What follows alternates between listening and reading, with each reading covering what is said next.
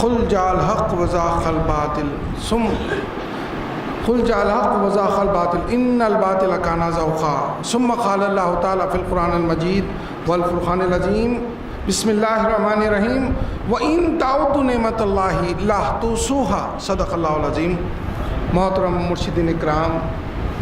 و مقررین و شعراء، محترم بزرگوں، دوستوں اور میرے عزیز ساتھیوں، اللہ تبارک و تعالیٰ کا لاکھ لاکھ شکر احسان ہے کہ ہم آج کی اس دنیا کی سب سے بہترین محفل میں شرکت فرما ہے۔ یہ اللہ کا بہت بڑا احسان ہے، وہ جس کو چاہتا ہے یہ فضل عطا کرتا ہے، وہ جس کو چاہتا ہے اپنی محفل میں بلاتا ہے۔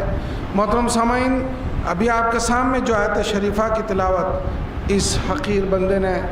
تلاوت کرنے کا شرف حاصل کیا، پروردگار عالم ارشاد فرماتا ہے وَإِن تَعُدُّوا نِعْمَتَ اللَّهِ لَا تُحْصُوهَا، اگر تم گنو اللہ کی نعمتیں تو نہ گن سکو گے۔ قرآن میں پروردگار عالم اپنے بندوں سے خطاب کر کے فرما رہا ہے کہ اللہ کی جو نعمتیں تم پر ہے، تم اگر ایک ایک نعمت کو گننا بھی چاہو تو نہ گن سکو گے، اور ایسی لا قیمت نعمتیں اللہ نے نوازی ہیں۔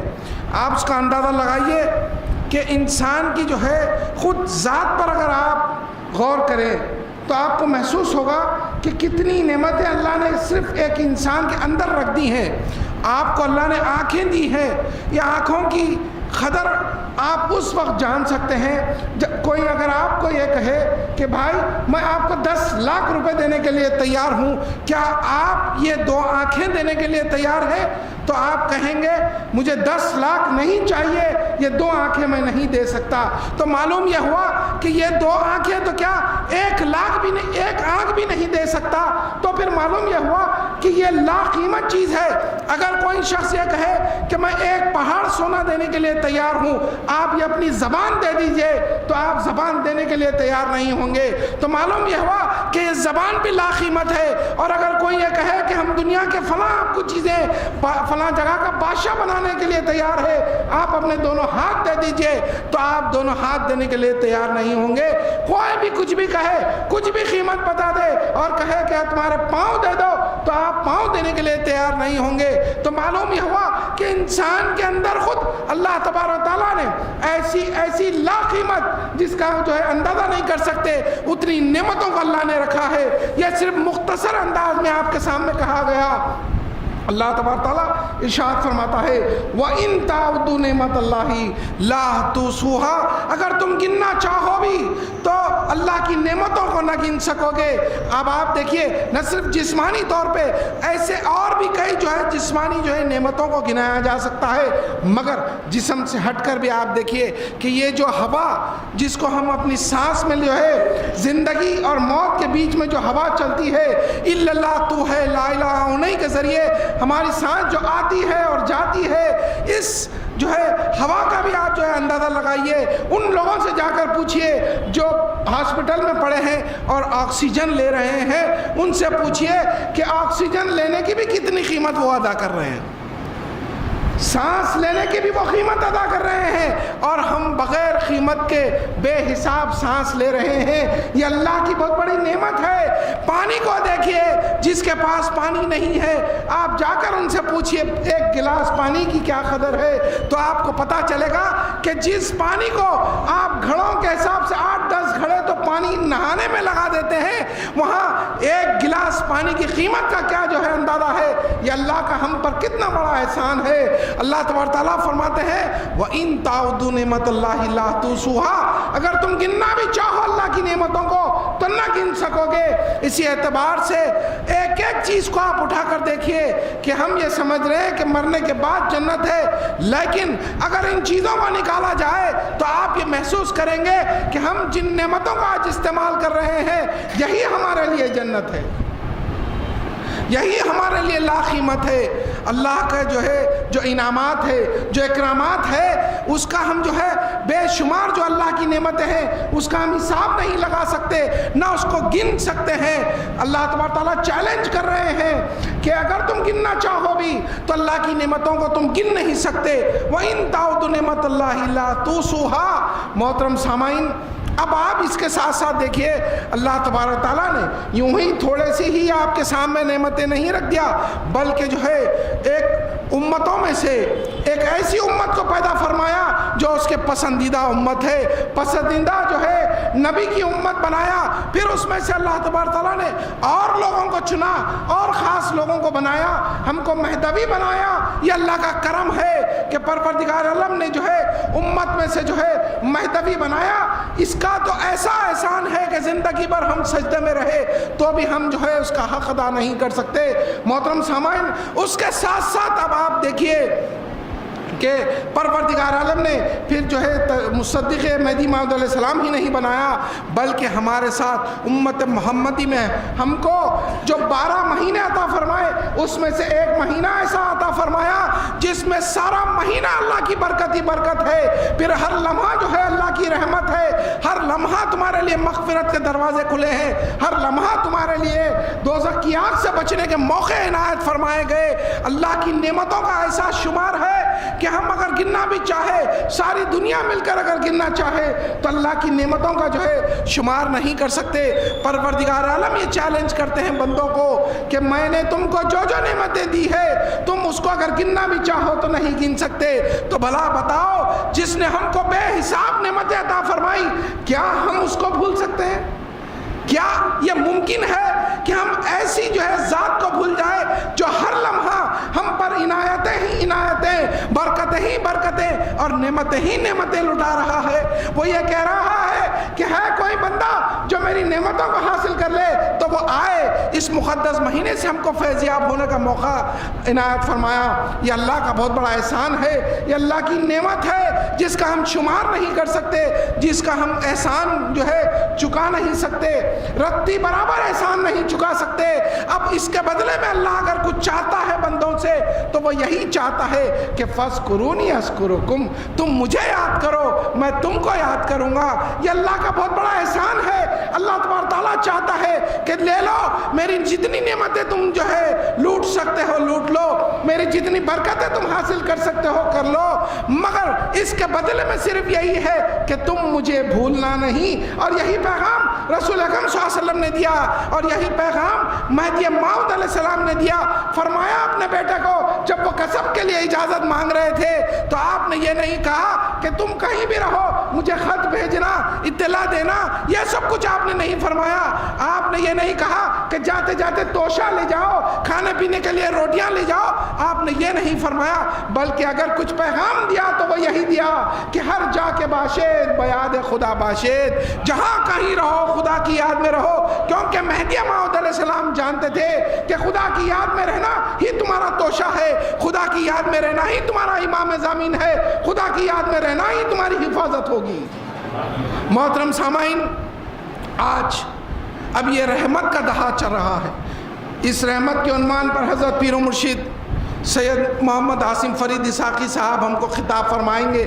مگر مختصر انداز میں رحمت کے اوپر آپ غور کیجئے، چند جملوں میں آپ غور کیجئے تو آپ کو پتہ چلے گا کہ ماہ رمضان 30 دنوں کا ہے، ہر 10 دن کو ایک دہا کہا جاتا ہے۔ پہلے دہے کو رحمت کا جو ہے دہا بنایا گیا، دوسرے دہے میں مغفرت کا دہا ہے، اور تیسرے دہے میں دوزخ کی آگ سے نجات ہے۔ ان تینوں چیزوں کو بھی اگر آپ ملا کر دیکھیں گے تو بات ایک ہی ہے، اللہ تم کو تمہارے گناہوں سے بچانا چاہتا ہے، تم کو معاف کرنا چاہتا ہے، دوزخ کی آگ سے بچانا چاہتا ہے۔ اللہ صرف نوازنا چاہتا ہے، صرف اس کے لیے ایسے بندوں کی تلاش ہے جو صدق دل سے اس کے پاس آگے بڑھے، اس کے پاس جا کر جو ہے ان چیزوں کو حاصل کرے۔ کیونکہ اللہ تبارک تعالیٰ نے جب اپنے پیغمبروں کو بھیجا، اپنے نبیوں کو، اپنے خلفاء کو بھیجا، تو آپ دیکھیے کہ رسول اکرم صلی اللہ علیہ وسلم اور مہدی موعود علیہ السلام آئے تو کیا پیغام دے رہے ہیں؟ مخلوق خدا کو جو اس کے بندے تھے،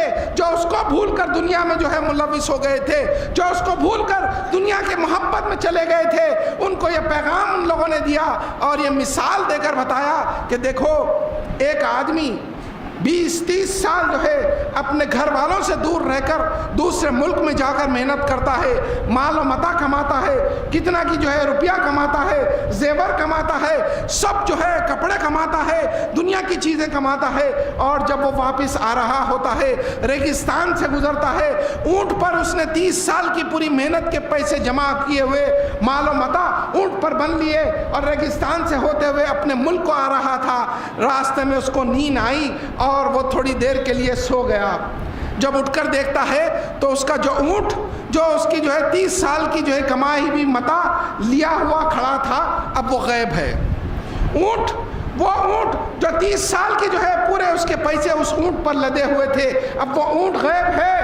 اب دیکھیے کہ آقا نامدار محمد رسول اللہ کیا سمجھا رہے ہیں، اپنے صحابہ کو سمجھا رہے ہیں کہ اونٹ چلا گیا، بتاؤ اس شخص کی کیا حالت ہوگی؟ تو صحابہ نے کہا کہ وہ انتہائی پریشان ہو جائے گا، زار و خطار روئے گا، اور جو ہے تو اللہ کے رسول صلی اللہ علیہ وسلم نے فرمایا کہ وہ ادھر سے ادھر بھاگتا ہے، ادھر سے ادھر بھاگتا ہے، اور صرف یہ دیکھتا ہے کہ اس کا اونٹ نظر آ جائے، زار و خطار وہ روتا ہے۔ 30 سال کی محنت اس نے گھر والوں سے دور رہ کر کمائی تھی، اب وہ پورا جو ہے اونٹ جو ہے ایک تو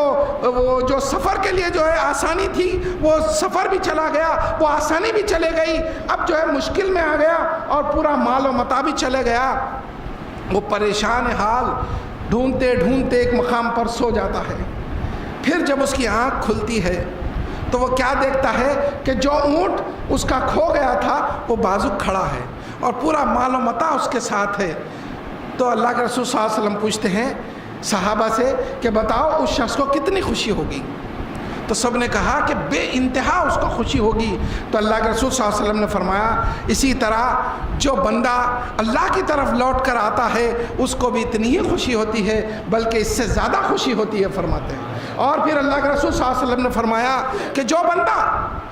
اللہ کو بھول کر اس کی یاد سے غافل ہو کر دنیا میں چلا گیا تھا، دنیا کی محبت میں لگ گیا تھا، وہ جب پلٹ کر اللہ کی طرف ایک قدم آگے بڑھاتا ہے تو اللہ 10 قدم آگے بڑھتا ہے اور کہتا ہے کہ آجا میرے بندے، ابھی بھی میں میرے پاس تیرے لیے تیرے جو ہے دروازے کھلے ہیں، رحمت کے دروازے کھلے ہیں اور برکت کے دروازے کھلے ہیں۔ یاد رکھیے کہ دنیا میں ماں باپ اپنے بچوں کو کتنی بھی محبت کر لے، لیکن اگر وہ ایک رات نہیں آیا تو وہ 12 بجے تک انتظار کریں گے،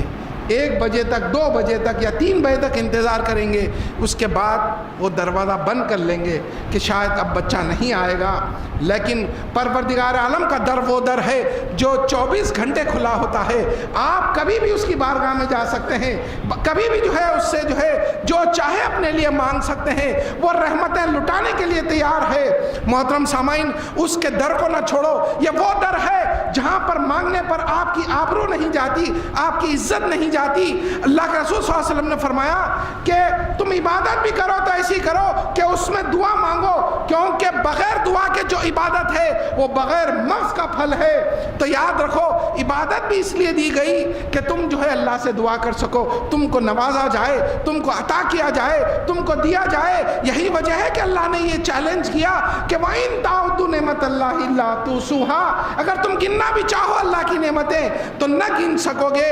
اللہ تبارک و تعالی ہر لمحہ انسان پر بخشش اور رحمت کے دروازے کھولتا ہے، یہ وہ مہینہ ہے۔ اب آپ دیکھیے کہ آپ جب تک کہ جو ہے نرم دل، عاجزی اور انکساری تواضع والے انسان نہیں بنیں گے، آپ کچھ حاصل نہیں کر سکتے۔ آپ اگر سخت دل ہو جائیں گے، آپ پتھر کی طرح اگر ہو جائیں گے تو پھر آپ کو کچھ حاصل ہونے والا نہیں ہے، کیونکہ بار بار جگہ جگہ اللہ اور اس کے رسول نے جو ہے خلیفۃ اللہ نے یہ تعلیم دی کہ تم عاجزی اختیار کرو، انکساری، تواضع، جھکنا اختیار کرو، لوگوں کو معاف کرنا اختیار کرو، کیونکہ یہ وہ چیز ہے جس سے تم پر جو ہے جو رحمت ہوتی ہے اس کو تم حاصل کر سکتے ہو۔ کیونکہ آپ دیکھیے رحمت الہی رحمت کا دہا ہے، تو یاد رکھیے رحمت کا دہا کیوں فرمایا گیا کہ یہ ایک ایسی بارش ہے جیسا کہ ایک میلا کچیلا انسان جو کئی دن سے جو ہے نہایا نہیں ہے بلکہ کام گرد و غبار میں پڑا ہے، وہ انسان پہ جب بارش ہوتی ہے تو پوری گرد و غبار میلا پن چلا جاتا ہے، ویسا ہی جب رحمت کی بارش ہوتی ہے تو انسان کے جو گناہ ہوتے ہیں وہ دھل جاتے ہیں۔ رحمت کی بارش وہ بارش ہے جو انسان کے اوپر جب برستی ہے تو اس کے نہ صرف ظاہری گناہ دھل جاتے ہیں بلکہ اس کے باطنی گناہ بھی دھل جاتے ہیں، وہ پاک و صاف ہو جاتا ہے۔ تو اب یہ کب حاصل ہوتا ہے؟ باطنی جو ہے گناہ کب جو ہے دھلتے ہیں؟ یاد رکھیے، جیسا کہ آپ کے سامنے کہا گیا، اسلام کی تعلیم ہے کہ نرمی اختیار کرو، تواضع اختیار کرو، سختی اختیار نہ کرو۔ سخت کے معنی ہیں پتھر دل، اور آپ کا دل اگر نرم ہو جائے تو کیا ہوتا ہے اس کا اندازہ لگائیے۔ جب سخت ہو جاتا ہے، سختی، اتنے پتھر پر آپ پانی ڈالیے، ایک گلاس پانی ڈالیے، آپ ایک چھوٹے سے پتھر کو لے کر اس پر پانی ڈالیے، پانی اندر نہیں جائے گا بلکہ باہر سے بہہ جائے گا۔ لیکن اگر آپ نرمی، یعنی مثال کے طور پر آپ ایک اسپنج کو لے لیجئے، اسپنج جو ہے جو بہت ہی نرم ہوتا ہے، اس پر آپ ایک گلاس پانی ڈالیے تو وہ جذب کر لے گا، وہ جو ہے پانی کو حاصل کر لے گا۔ اسی طرح اگر آپ نرمی اختیار کریں گے تو جو رحمت کی بارش ہو رہی ہے وہ آپ کے دل میں سما جائے گی، اور پھر جو ہے اس کے اثرات آپ کو نظر آنے لگیں گے۔ تو نرمی، تواضع، حالانکہ یاد رکھیے یہ دور ایسا دور چل رہا ہے کہ یہاں پر جو ہے آپ کو بڑا مشکل سے جو ہے سفر کرنا پڑتا ہے، یہاں پر قدم قدم پر آپ کو لوگ ٹوکیں گے، جو کام آپ نہیں کریں گے وہ کام بھی آپ پر مسلط کر دیا جاتا ہے۔ جو کوئی بھی دینی کام کے لیے آگے بڑھتا ہے یا اچھے کام کے لیے آگے بڑھتا ہے، لوگ اس کو روکتے ہیں، ٹوکتے ہیں، اس میں سے برائیاں نکالتے ہیں، لیکن ان تمام برائیوں کو چھوڑتے ہوئے، ان تمام چیزوں کو ختم کرتے ہوئے، اچھائیوں پہ نظر رکھتے ہوئے، تواضع اختیار کرتے ہوئے جو آگے بڑھتا ہے وہ اللہ کی رحمت کا مستحق بن جاتا ہے۔ اب یہاں پر لفظ رحمت کا جو آیا، یہ تو رحمت کی بارش کا ذکر ہوا، لیکن یاد رکھیے جہاں جس عنوان سے ہم شروع کرے تھے، جس آیت سے ہم نے اپنی جو ہے تقریر کو شروع کیا تھا، وہ کیا تھا کہ وَإِن تَعُدُّوا نِعْمَتَ اللَّهِ لَا تُحْصُوهَا، اگر تم اللہ کی نعمتوں کو گنو تو نہ گن سکو گے۔ تو یہ رحمت کا دہا صرف رحمت الہی تھوڑے دن کے 10 دن کے لیے نہیں ہے، بلکہ آپ دیکھیے جب رحمت الہی کا ذکر آتا ہے تو رحمت کو الگ کر دو تو آپ کو سمجھ میں آتا ہے کہ یہ رحمت سال بھر برستی ہے، اور پھر یہ رحمت کے ساتھ اللہ نے کس کو جوڑا؟ اللہ کے رسول صلی اللہ علیہ وسلم کو جوڑ دیا، اور جوڑ کر قرآن میں فرمایا کہ یہ رحمت للعالمین ہے، یہ عالمین کے لیے رحمت ہے۔ رسول اکرم صلی اللہ علیہ وسلم ایک ایسی ذات ہے جو عالمین کے لیے رحمت ہے۔ یہ 10 دن نہیں بلکہ سال بھر تم جب ان سے محبت کرو گے، ان پر درود پڑھو گے، ان کے بتائے ہوئے راستے پر چلو گے، ان کے بتائے ہوئے راستے سے جو ہے قدم قدم پر آگے بڑھو گے، اور پھر انہوں نے جس راستے سے روکا، جن جو ہے برائیوں سے روکا، اس سے رکو گے تو تم کو تب بھی رحمت ملے گی، اللہ کی رحمت ہوگی، لیکن رسول اکرم صلی اللہ علیہ وسلم کے ذریعے آپ کو ملے گی۔ رحمت الہی قدم قدم پر آپ کو بہانے ڈھونڈتی ہے کہ کیسا نوازا جائے، کیسی جو ہے تم پر رحمت کر دی جائے۔ پھر آپ دیکھیے کہ رحمت الہی، اللہ کے رسول صلی اللہ علیہ وسلم خود جو ہے آئے تو صرف آپ رحمت بن کر نہیں آئے، بلکہ آپ نے فرمایا کہ دیکھو جو کچھ بھی اللہ نے مجھے بنایا رحمت للعالمین ہے، شافی محشر ہے، محسن انسانیت ہے، افضل الانبیاء ہے، جس کے ایک کھڑا جو ہے اشارے سے چاند 2 ٹکڑے ہو جائے، جس کے قدموں کے لیے عرش تھر رہا ہے۔ یہی نہیں، میں اکیلا نہیں ہوں، دیکھو میرے بعد ایک اور ایک ہستی آنے والی ہے جو میرے قدم بہ قدم چلے گی، جو کبھی خطا نہیں کرے گی، اس کے ماں باپ کا نام میرے ماں باپ کا نام ہوگا، اور جو ہے وہ میں جو بتاؤں گا وہی راستہ تم کو بتائے گا۔ خدا کو دیکھنے اور دکھانے کا راستہ جو میں نے لایا وہی راستہ وہ لائے گا۔ تو معلوم یہ ہوا کہ اس رحمت کے ساتھ، رحمت للعالمین کے ساتھ نہ صرف رسول اکرم صلی اللہ علیہ وسلم ہے، بلکہ رسول اکرم صلی اللہ علیہ وسلم نے بتایا کہ میرے بعد ایک اور رحمت الہی آ رہی ہے جو سید محمد جیون پوری مہدی موعود علیہ السلام کی شکل میں ہوگی۔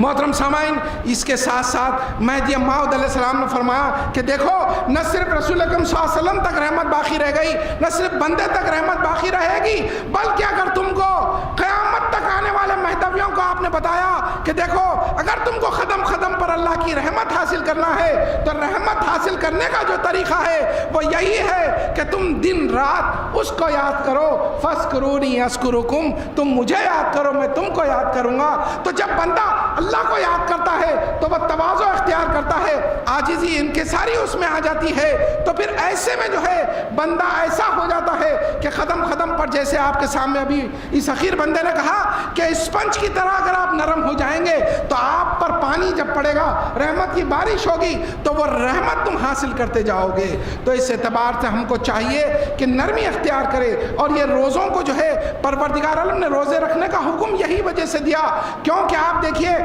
کہ پروردگار عالم یہ چاہتا ہے کہ بندے خدا کی صفت میں شامل ہو جائیں۔ پروردگار عالم کھاتا پیتا نہیں ہے، تو بندے جب بھوکے رہ کر، روزہ رہ کر کھاتے پیتے نہیں تو خدا کی ذات میں جو ہے وہ شامل ہو جاتے ہیں۔ یہی وجہ ہے کہ روزے کا جو بدلہ اللہ نے رکھا، جیسا کہ نماز کا بدلہ کیا ہے، نماز کا انعام یہ ہے کہ بے حیائی اور برے کاموں سے روکا جاتا ہے۔ تم حج کرتے ہو تو گناہوں سے معافی ملتی ہے، تم جو ہے دوسرا زکوٰۃ دیتے ہو تو تمہارا مال پاک ہوتا ہے، لیکن جب تم روزہ رکھتے ہو تو رب العالمین ارشاد فرماتا ہے کہ اس کے بدلے میں ہوں، کیونکہ بندہ خدا کی ذات میں شامل ہو جاتا ہے روزے کی حالت میں، تو اللہ نے اپنے آپ کو جو ہے بندے کے سامنے رکھ دیا، فرمایا کہ اس کے بدلے میں ہوں۔ تو روزہ رکھنا کیا ہے؟ بندہ اللہ کی ذات میں شامل ہوتا ہے، تو بندہ جب اللہ کی صفت میں جائے شامل ہو جاتا ہے تو اس کو چاہیے کہ وہ اللہ کے دوسرے صفات کو بھی اختیار کرے۔ اللہ لوگوں کو معاف کرتا ہے، اللہ لوگوں کو نوازتا ہے، وہ ان کو بھی دیتا ہے جو اس کو نہیں مانتے، وہ ان لوگوں کو بھی کھلاتا ہے جو اس کو جو ہے دینا نہیں چاہتے، وہ ان لوگوں کو بھی دیتا ہے جو اس کے نام پر دینا نہیں چاہتے، وہ ان کو بھی آرام دیتا ہے جو اس کو نہیں مانتے۔ تو بندہ جب یہ تواضع اختیار کر لیتا ہے تو ہم کو چاہیے کہ ہم تواضع، عاجزی، انکساری اختیار کرے تاکہ اللہ کی پوری پوری رحمت حاصل کر سکے۔ آپ اسی وقت رحمت حاصل کر سکتے ہیں جب آپ کے اندر عاجزی انکساری ہو، ورنہ پتھر کے اوپر بارش ہوگی تو پانی بہہ جائے گا، اسی طرح جو ہے آپ پر بھی رحمت ہوگی اور چلا جائے گی۔ اگر آپ میں عاجزی انکساری اور نرمی نہیں آئی تو پھر آپ کچھ حاصل نہیں کر سکتے۔ دین کی تعلیم یہی ہے کہ تم نرمی اختیار کرو۔ محترم سامعین، اللہ تبارک و تعالیٰ نے مہدی موعود علیہ السلام کو بھیجا تو نہ صرف ہم کو مہدی ملے بلکہ ثانی مہدی رضی اللہ تعالیٰ عنہ بھی ملے۔ مہدی موعود کے نام سے جو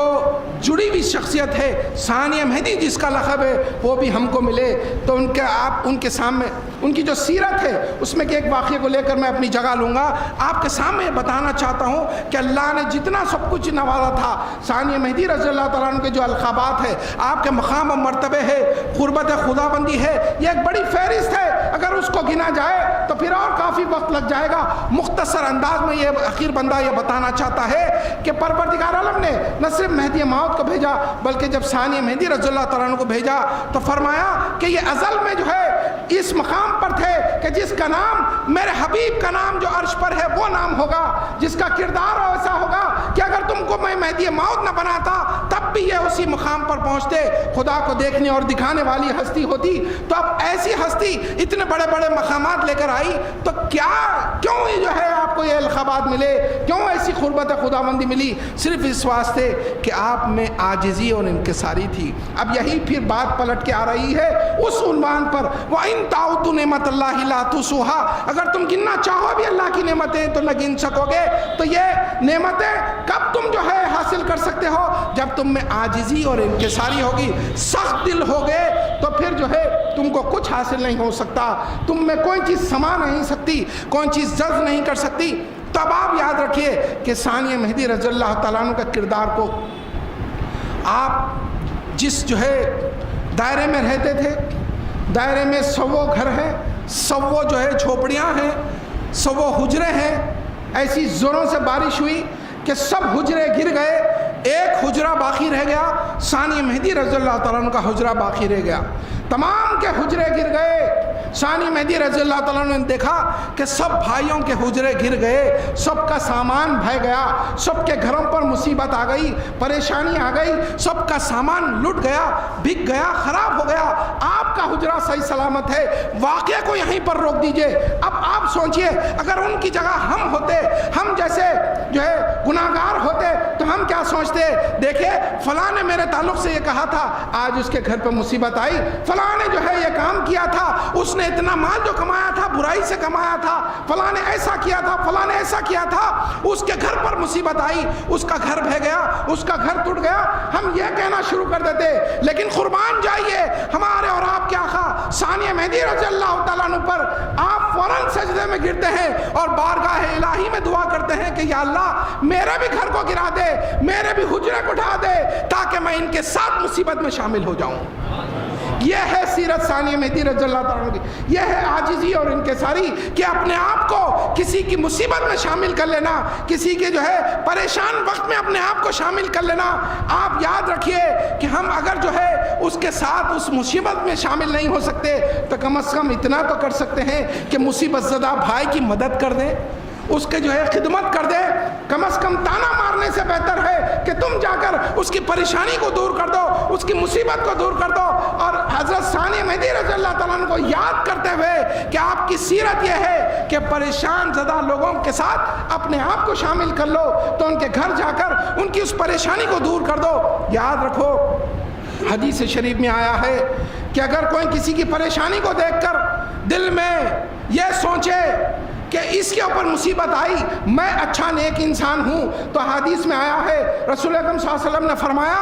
کہ تم ایسا نہ کہو کہ اس پر مصیبت آئی تم پر نہیں. اللہ تبارک تعالیٰ کی ذات وہ ہے کہ اس کو اس مصیبت سے نجات دے دے اور تم کو اس مصیبت میں مبتلا کر دے. تو یاد رکھیے کسی کی پریشانی کو دیکھ کر ہم کو تانا نہیں مارنا چاہیے, بلکہ عاجزی و انکساری سے اس کی پریشانی دور کرنے کی کوشش کرے. کم از کم اللہ سے دعا کرے, کیونکہ اللہ تبارک تعالیٰ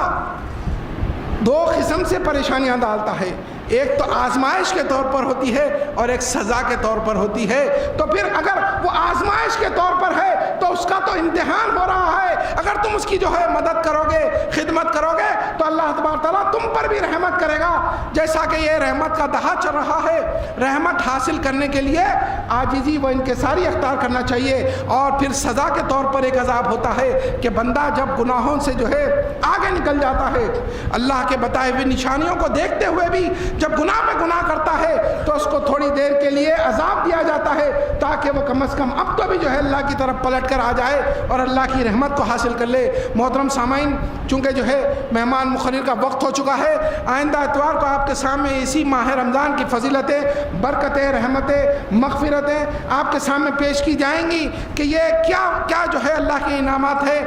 آپ کے سامنے جو